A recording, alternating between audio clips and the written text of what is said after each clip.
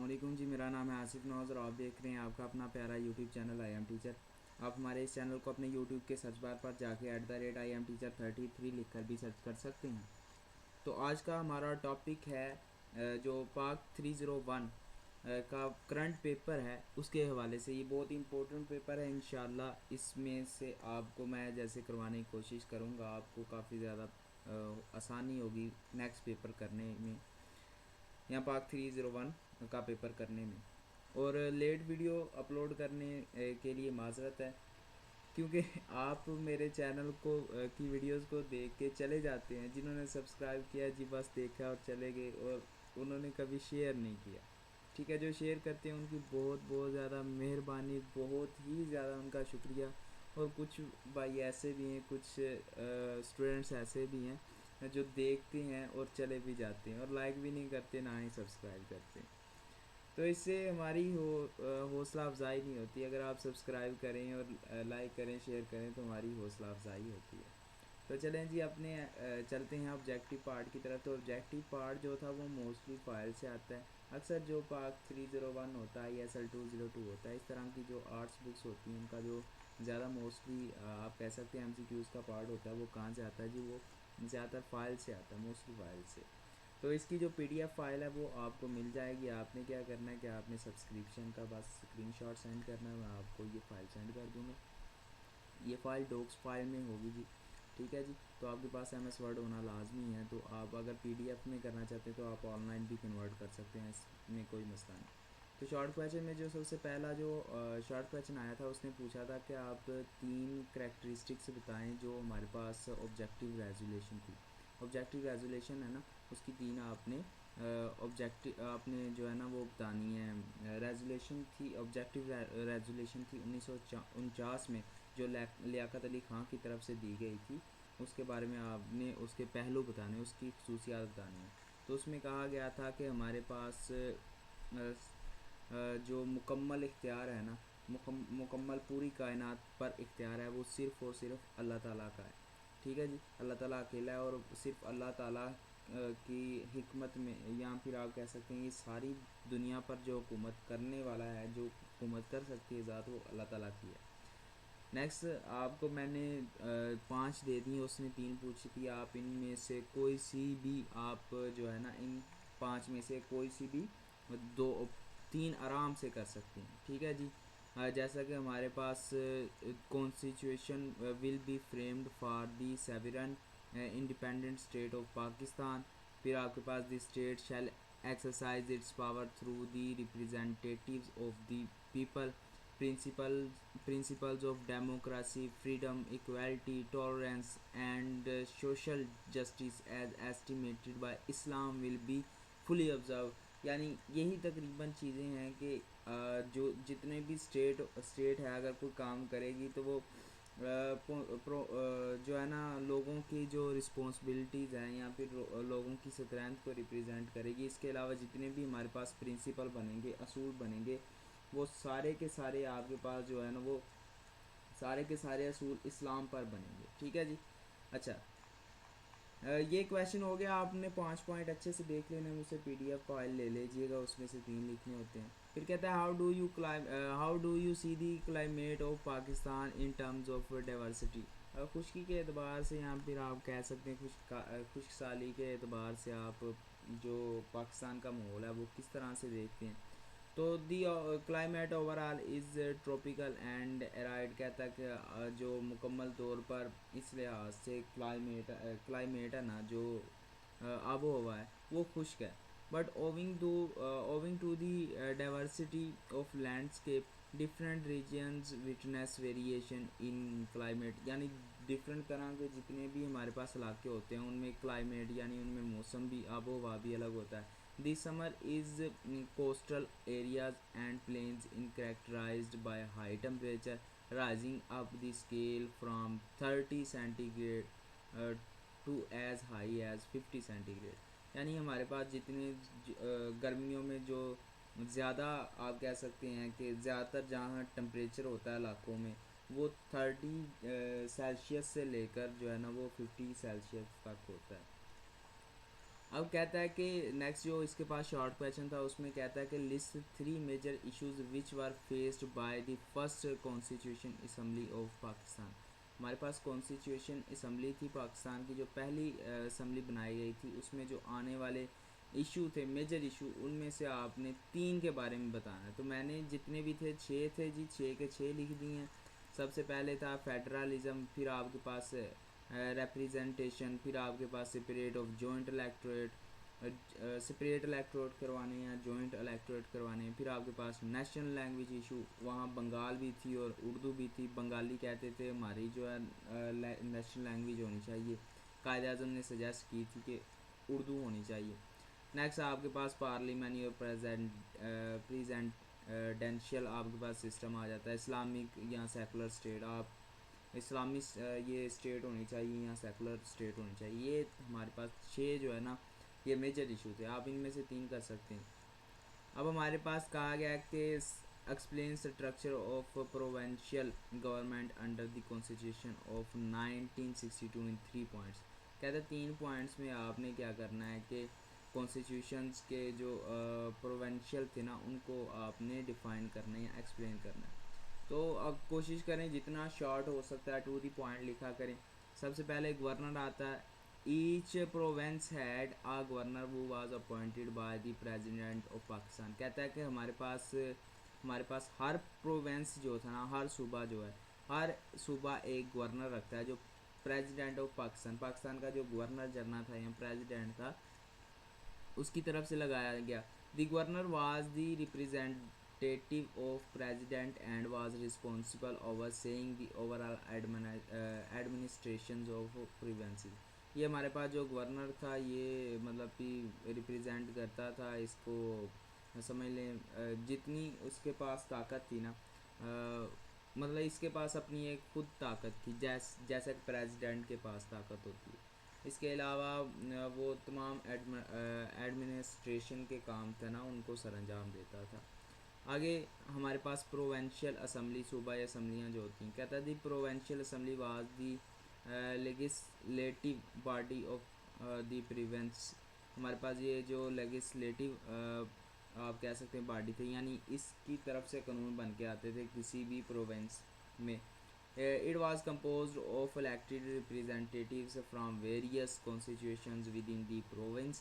आगे the provincial assembly was responsible for enacting laws and regulation of the provinces।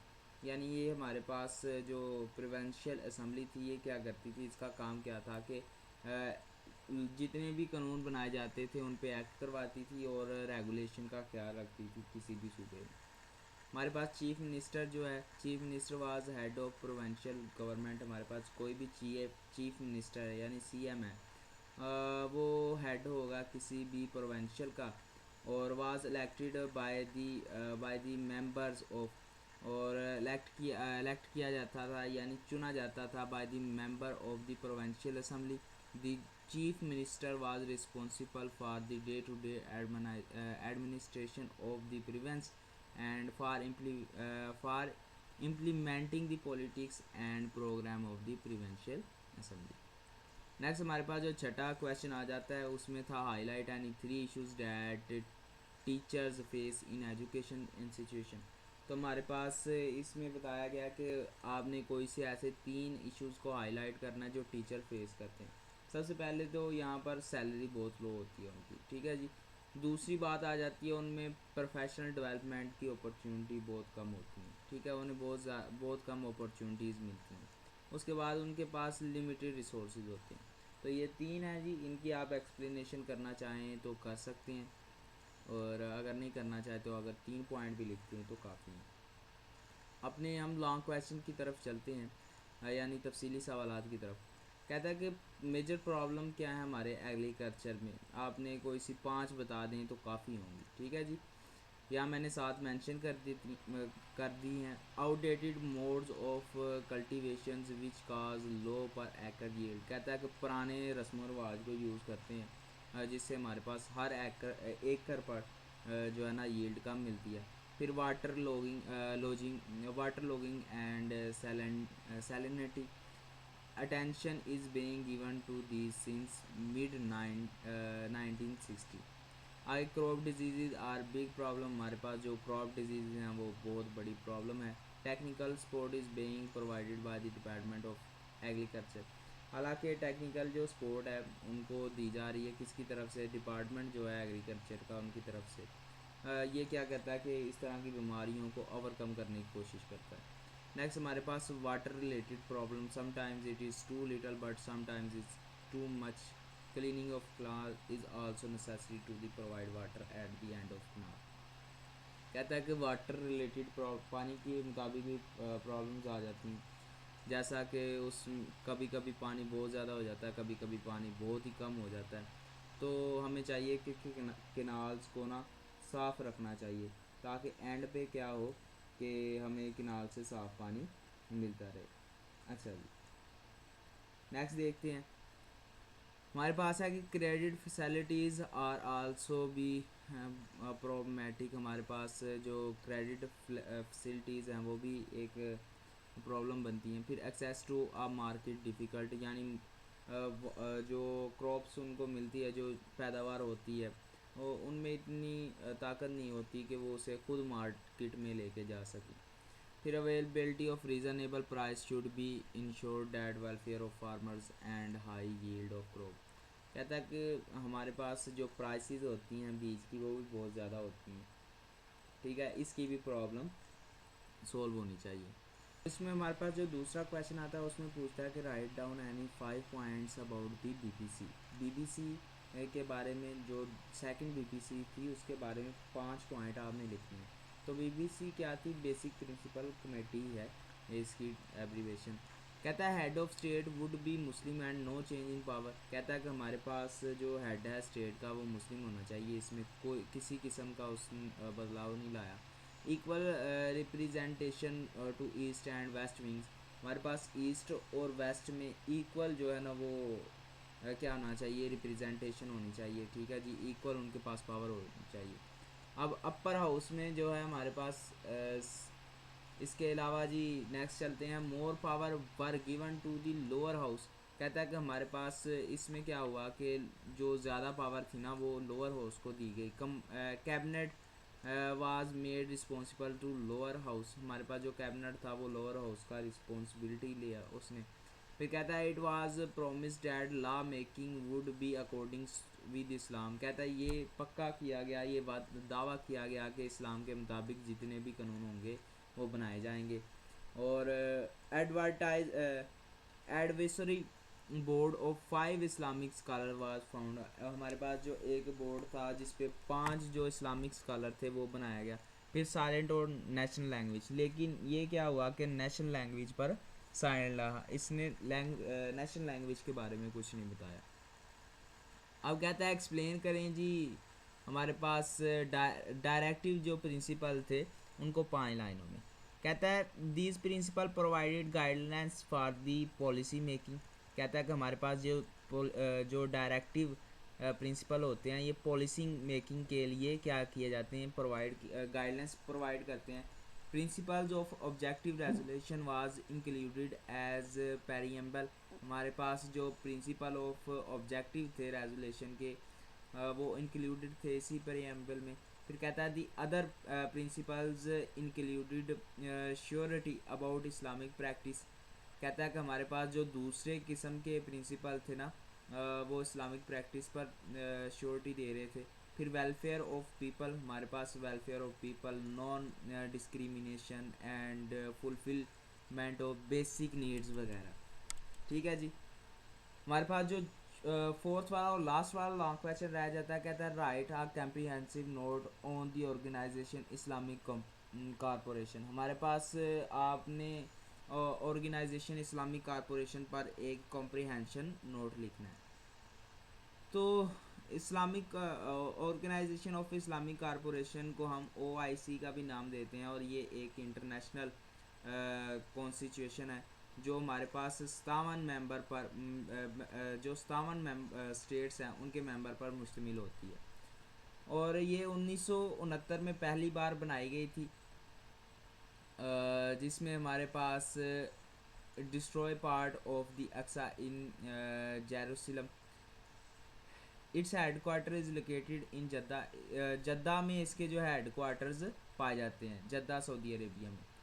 The primary objective of the OIC is safeguard and protect the interest of Muslim. हमारे पास जो इसका primary जो agenda था वो था कि जितने भी मुसलमान हैं उनकी जो प्रोटेक्शन करना, उनको से उनकी प्रोटेक्शन करना. इसके अलावा जी हम देखते हैं इसके अलावा इसने क्या किया कि दूसरे जो साइंसी, पॉलिटिक्स, इकोनॉमिक्स वगैरह थे उसमें भी आगे बढ़ी और मुस्लिम के लिए ना जितने मुसलमान थे उनके लिए अपनी वॉइस को आगे बढ़ाया. अब देखते हैं the OIC has a number of institution supporting work. हमारे पास जो OIC है वो बहुत सारे इंस्टीट्यूशन भी चला रही है. ठीक है जी.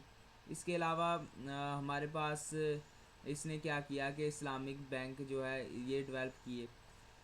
इसके अलावा Islamic educational, scientific and cultural organisation, Islamic solidarity fund, इस तरह के काफ़ी ज़्यादा जो चीज़ें थी, जैसा फ़ंड हो गया एजुकेशन में, टेक्निकल में, साइंस में, ये जो OIC तंजीम थी ये आगे बढ़ती रही. आगे कहा जाता है कि in addition to its politic and economic activities, the OIC is involved in promoting culture, education, exchanges between member states. It sponsor a number of programs aimed to the providing. ठीक है जी.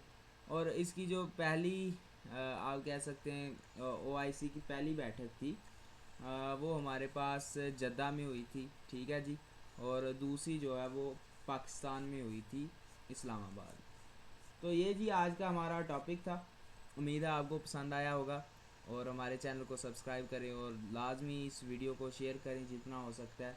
और फाइल चाहिए होगी तो मेरा number description में given होगा, वहाँ जाके आप मुझसे रब्ता कर सकते हैं और रब्ता करके आप मुझे स्क्रीनशॉट सेंड करें सब्सक्रिप्शन का और अपनी फ़ाइल ले लें. चलें मिलते हैं अगली वीडियो में, तब तक के लिए अल्लाह हाफिज़.